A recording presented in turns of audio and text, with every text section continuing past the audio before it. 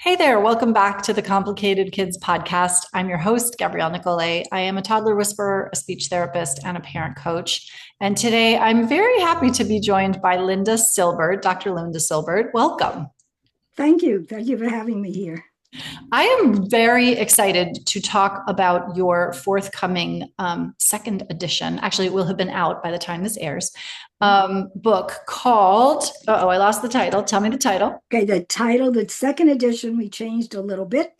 The second edition is called Why Good Kids Get Bad Grades, Perfect. What Parents Need to Know and Do. Perfect. Okay. Yeah, yeah. And I'm so excited to get into it. Before we do that, however, please introduce yourself and tell us a little bit about who you are and what you do. Okay.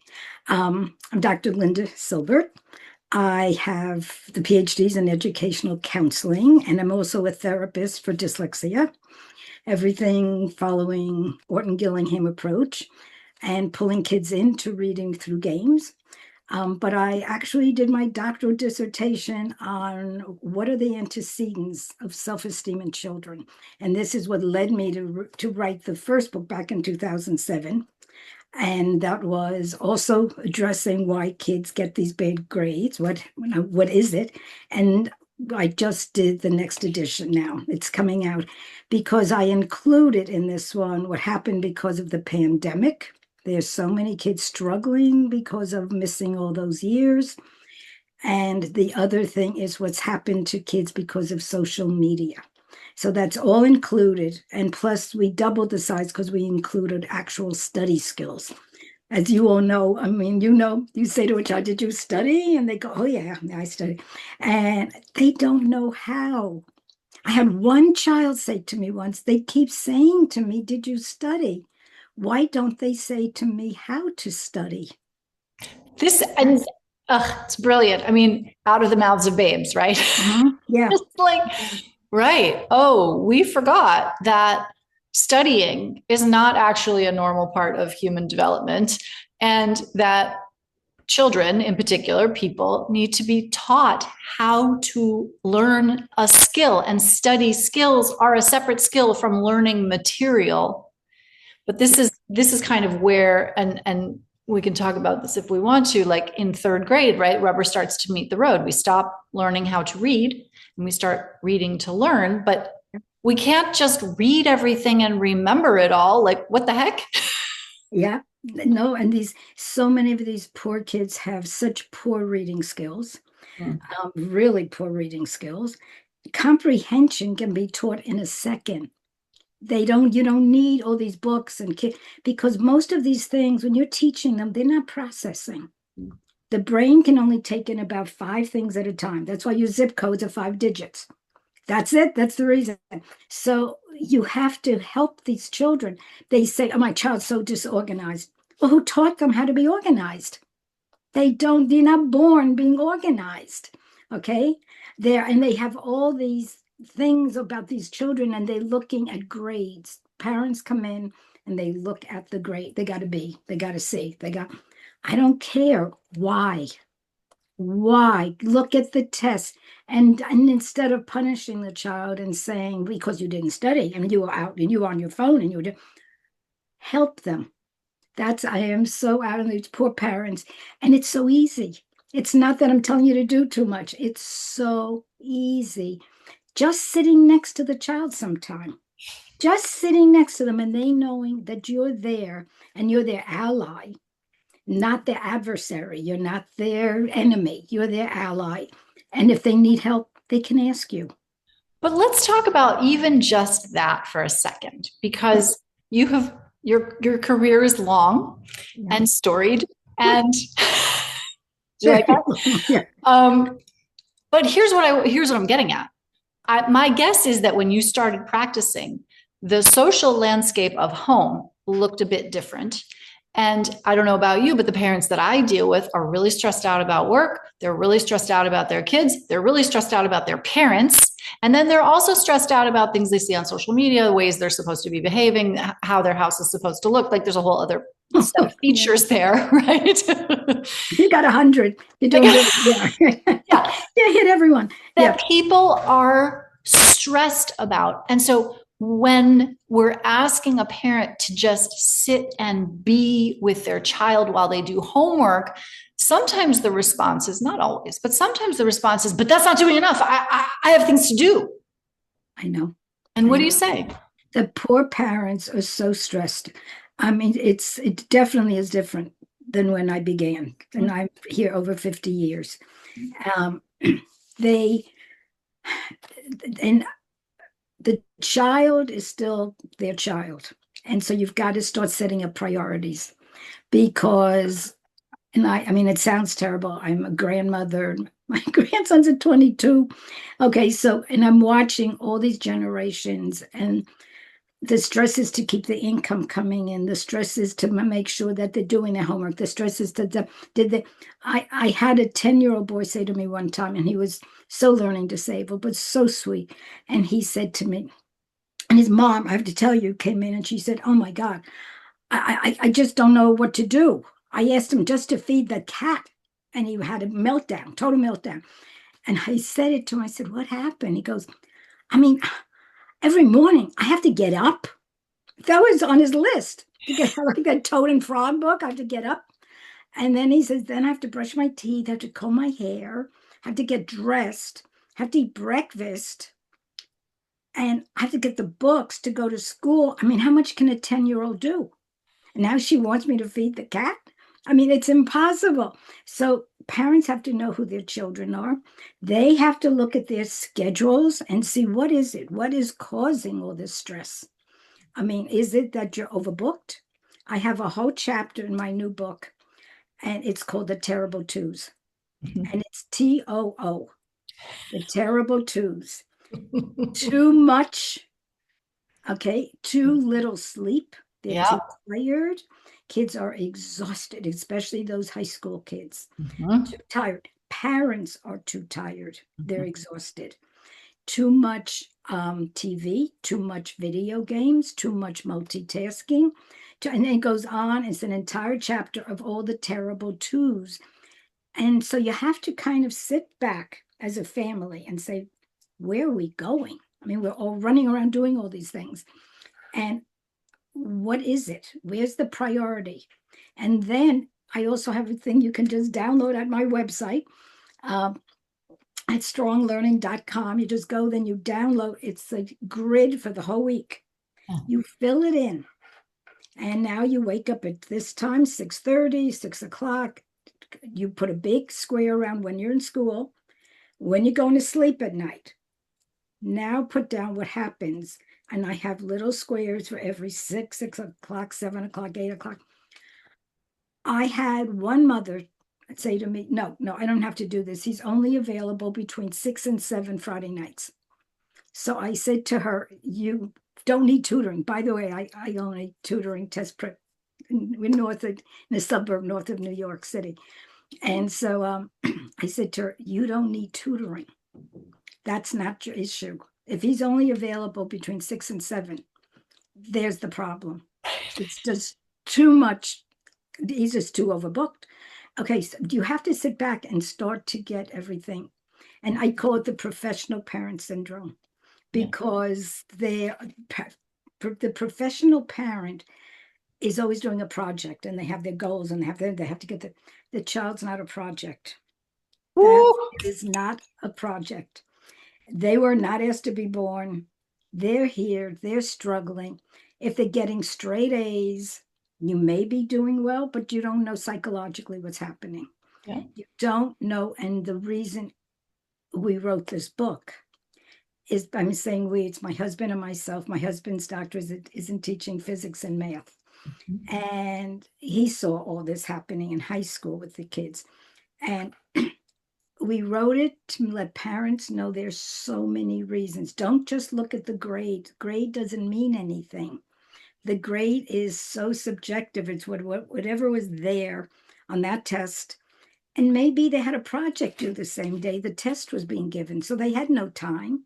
And the parents is, you got to see, what did you study? Yeah. They don't know how to study. They have no idea. Yeah. I mean, they think it's holding up the book and going, okay. So I sleep with my book under my pillow, and that's Yeah, how there it's you been. go. There you Yeah. go. Yeah, Okay, yeah, they yeah. don't have, and they don't know that the brain only processes 5 things at a time. Parents don't know it. How would you know? I wasn't taught this in school. No. Were you? I mean, we were never taught these things. No, and it's real. What's really interesting about doing, I have always been interested in this kind of thing, but the neuroscience is starting to bear out what we have known in the field for a really long time. When the things that we have observed about children on the outside are now, we understand what's happening neurologically. Like, what are the Yeah. neural correlates of what we're seeing? And so that's super fun and interesting. I also do think, though, if we're dealing with parents who are overly stressed and kids who are overly programmed. And on top of that, the kids that we talk about on this podcast by and large are those who are neurodivergent in some way. So they've got dyslexia, they've got ADHD, they're autistic, they have learning disabilities, whatever they have, in terms of how their brains are working. I mean, this is creating an unmanageable stress load for everyone in the family. Absolutely. And then the lunacy at some level, like the kind of the thing that makes me sometimes want to shake people is like, well, which is it? And going back to your point about priorities, like, what do you want your priority to be? Because you can't do everything. You can't, And and I have you to, can't yeah, sustain it. you have to, what you just said, my mother, who died at 97, she was bright as can be. Mm. And when I started working and having kids and whatever, my mother said, and she always worked. She owned her own business, and she knew when, and her mother owned her own business. So this is the type of family that was always okay. And she said to me, just remember, you can't do it all. Yeah. Something's going to go. Yeah. You have to know, and you have to set up exactly what your priorities are. And that was the best advice, because you're running all different ways. And it creates, the poor parents are so exhausted. Do you know how many parents I said when they're sitting and the child's sitting, and I just want to turn to the mom and say, you need a hug. I just want to hug you, because they're they brought in their daughter. Father was an engineer, mom was a special ed teacher, and they brought in the little third grade daughter. And the problem was, she's bright, but she's so disorganized, and she just doesn't jump in to do things. And and they just couldn't figure out what's wrong. She's 8 years old. She's 8. That's little, okay? But she was the oldest in the family, so there's that. There you go. So I said, okay. So I said to her, let's write everything down. What does mommy do? And so she said, well, mommy does this, and mommy does this, and mommy goes to work, but mommy picks up the food, and mommy makes dinner, and mommy and she's writing. I said, what do you do? Well, I have to do my homework, and I have to do, and she'd go. And this lovely, lovely man sitting, and she's writing. I said, what about daddy? She goes, that's the thing. I can't figure out what they're for. I will never forget it. When she came to us for her SATs, I said, do you remember what you said at 8? She said, I know, my mother and father bring it up to me all the time. And he sits, and and the wife said, mom says, she says, he does the laundry. He's doing everything. She said, yeah, but you tell him. I hear you telling him what to do. And she just sat there, and I just sat, and it just hit home so. And so many families I work with, and so many dads are working so hard and trying to help out so much. But somebody in the family is usually with his mom or dad, somehow ends up mom a lot. And it ends up mom a lot, just so you know, the part of the brain, the prefrontal cortex, is larger in women than in men. We can Okay. handle more lists. Yes. Yes. All the lists. And we have more connectors. And we can do all that and check it off and check it off and check it off. Okay. I'm still laughing about the 8-year-old saying that she's not sure what dads are for. What are they for? She sat there, and I thought the poor mother and the father almost fell off the chair. And they were the nicest family.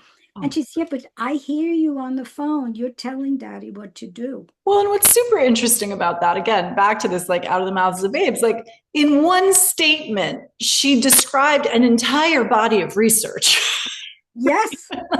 That's like, Yes. yes. And again, this is no shade to individual dads, but as a group, women shoulder, X percent, it's like 85 or I don't know, 90% of the emotional, financial, not financial, emotional and kind of Social. household Yeah. Household. Yes. labor of a family. And again, this is not, I'm not picking No, sides I here. agree with you, but and we're not putting men down. That's right. I mean, they definitely have their role, and it's what a vital part of the family.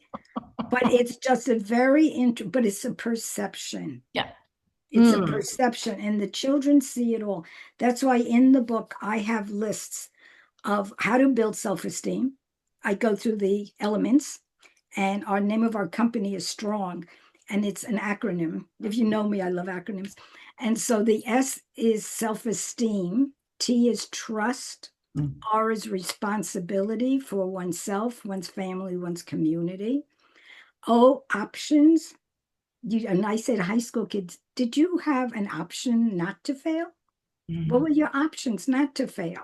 And we Mm. write out a whole thing. And they realize, wow, I could have gone to them. I never thought of it. There's Yes. Okay. options. Pause Yes. here for just a second. This is so interesting because I see parents all the time in my practice who are like, well, I have to take care of my kids. I'm like, actually, you don't. You have options. You have And options. and the reason I do that is not because I want people to drop their kids off at Child Protective Services, okay, which is an option. Yes. Yes. But it is to acknowledge that they are choosing to take care of their kids because they don't like the consequences that the other option gives them. That's right. You Right? have options. Yeah. And that's it's critical. And I have the parents write them, the kids write them. Options. So STRO options. N is needs. The Mm. children, I mean, Maslow stages of development. You've got to begin at the very beginning. There's the feeling, the need for safety, for food, for hunger, for sleep, the need. And you need to know that you are seen. Mm. Okay, the needs. Now we have to add, which back when I started, I did not have the need how to deal with stress. Ooh. That wasn't there back in the 60s. It was Whoa. very interesting. Now the stress is huge for the Mm. parents, for the children.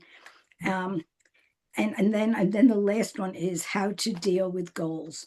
Huh. NG for strong, short and long-term goals, because that's basically what's driving you. You want to get somewhere. Yeah. And I say to the kids, because my books will say the good why good kids, they'll always turn to the parent and say, I am a good kid. And the parent will say, I never said you weren't. Yes, you did. Mm. You said Mm. I'm lazy. You said I'm going to be flipping hamburgers at McDonald's. You said, but I didn't mean I was just giving. No, I'm a good kid. They're still in that concrete stage of development. They're still black and white. I'm good. You're bad. And it just suddenly comes out because it's a perception. And so I even put in words your facial expressions while you're talking to your child. You're telling them you have to study, but you're on the phone talking to your friend and they can't concentrate.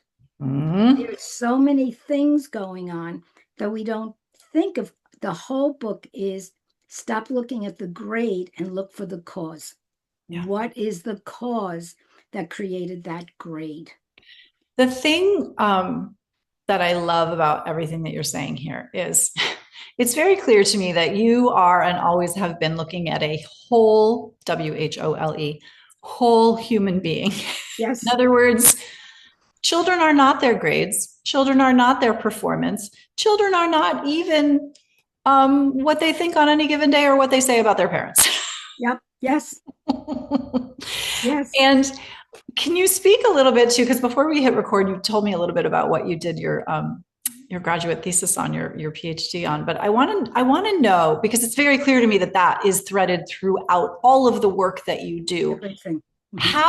How do you conceptualize that? Tell me how it threads in, like if that makes sense as a question. Yeah, well, everything I go through, I take the whole child.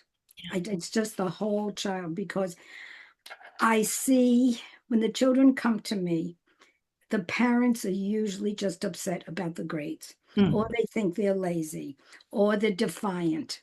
They're, and I keep saying, we have to figure this out. No one is born like that. Yes, you definitely have a certain personality, and I've got to tell you, nature and nurture, that nature is tremendous genetically. I've said to parents sitting there, the father will go, oh, da, da, da, and they're telling me all these things. And I go, it's genetic. Your child, this is your son. This is genetic. This is okay. And I mean, but it just opens up the world that they're not focused in on one thing. mhm. That's why the strong, that acronym, it pulls in the whole child. Like I created and we these card games, and they're called super decks because I work with such dyslexic children, Mm. and actually a lot of speech therapists buy them too because Yeah. it follows the phonemes, Yeah. the Orton, Gillingham, all the phonemes, and they play Go Fish. They play. I began, and this is a cute story. Years and years ago, a little boy was standing at the door to come into my office. His mom is behind him, and I remember exactly Peter, remember what he looked like. And he said to me, I'm not coming in your office if I have to read. Oh. I said, and the poor little thing he just couldn't get past the CVC part. And I said to him, oh, I know, I don't blame you. Do you want to play cards? Do you want to play a game? And he said to me, oh, yeah, kind of got into my room. I didn't have a game in the room. And I grabbed index cards and I cut them in half and I used the CVC words. I put mom, two of them, dad, two of them, son. Okay, I started putting all these words together. And I put just 10. Don't give children too much. Make it simple, simple. And I just gave him a little bit. Within 5 minutes, we're playing memory, and he was reading the words. So we added more words, and so mom walks in after an hour and he goes, "Ma, look," and he's reading all the words. And she said, "Oh, you're learning to read. You can read." And he said, "We didn't do any reading. We just played the whole time." He was Yep. 7. And that's when these bells went off in my head. You've got to you got to see this. It's a child. Developmentally, children want to play. That's how they learn about life. And he was playing, and that's how I came up with. We have over 200 now decks, super decks, for math, for English, for everything. It's because they will play. And And if yeah, yeah, back to this neuroscience thing, right? Now we know, like, now we understand what is happening in the brain when that happens. We understand that more parts of the brain are lighting up and are being connected, and we can see that connectivity and we can see that go into memory and we can see all the processes that we know, yeah, which, again, you figured out kind of by, I don't know, trial and error, maybe not error, but trial, certainly, right? By through experience of like, this really works. oh my God, yes. This sunk in. Yeah. This child had Oh, fun learning. And those are the stories that really get me excited. Like that, I'm all for like, yes, let's do research, but for me, the anecdotes are where the gold is. yeah, yeah. And you see it every day. We took children that came to us that it was just amazing. I mean, just to watch them in no time. They were in school, first grade, kindergarten, first grade, second grade. They're giving them all these thousands and tens of thousands of dollars of these workbooks and things and projects and programs. And the teachers are exhausted going from meeting to meeting to meeting and being trained. Play. You take a 12.95 deck of cards and they're playing Go Fish. And one little girl, we were playing the Magic E, going to now it becomes the long hop becomes hope. And she was fourth grade, and she turns to me and she goes, "So that's what they've been talking about?" See, Right. because now she's engaged. Take the way the person learns and follow how they learn. Right. And And it's that's not how you parents. know, right? That's That's the connectivity. That's the connection. Number one, yes, inside your brain cells, but also then yes, connection to the world and connection to the people in it, yes, which yes. is, isn't that what we're going for? Like, again, if we're focused on grades, we're missing the forest for the trees. Missing the whole thing. And I was this crazy teacher back in the 1960s. I'm not giving out grades. And I was in the suburb of New York City, and the parents all showed up, parents' night. I mean, everybody showed up because the principal said, I think they were all in my office as they all walked out. And I had to give out grades. But I this was in the 60s, and I'm saying to the parents, they're the children. It was third grade, they're 7, 8, 9, they're children. The brain isn't thinking on formal operational yet. And they want to play, and they're going to learn through play. So stop looking at the grades. Okay. But I had a mom say to me one day, she said, yeah, but it doesn't, he has to get into law school. I said, he's 7 years old. They said, don't worry about law school right now. I mean, so the parents have to, they the book is to help parents Yeah. to say, calm down. Yeah. It's okay. And here's what you say, here's what you do. And it just gives so much advice to help parents. And I'm so delighted that you're putting scripts into the book, because we don't have, and I had a different conversation with somebody earlier today about, we don't have our communities, we don't have the aunts and the uncles and the Yeah, grandparents and the wisdom keepers of a community in place to instruct young children, and quite honestly to hold large enough containers for their play, which is messy and loud, and they make mistakes and they get in trouble and they do bad things, and we don't have the community structures around it. And so parents are really floundering with what to do and what to say when things go sideways, which they often do, because again, kids are always pushing up against boundaries because they don't know where the boundaries they don't are. know. They don't. When the parents come, they're very disorganized. I said, they never learned how to be organized. You're not born to say, okay, this must go here. You have to. I said, so who's teaching them? Okay, and that's it. You have and to get the structure into your lives, and just to start to enjoy it. Yeah. Start to enjoy what you're doing as parents, and then the kids are all precious. And are they different than they were in 1980s or before the pandemic or before? Not really. Not really. It's still the same kids. It's still the same kids, the same needs. Dr. Silbert, I could sit here and talk to you all day. If people want to find out about your work and or buy your book, which will be out by the time this airs, what do they do? Um, I have two places. Go to Amazon, Mhm. and it's called Why Good Kids Get Bad Grades, What Parents Need to Know and Do. So go to Amazon. And then I could go to my website, and the website is stronglearning.com. And it's just to help parents and help kids. Fantastic. I Yeah. will link to both of those in the show notes. And Dr. Linda Silbert, thank you for being here. Thank you for inviting me.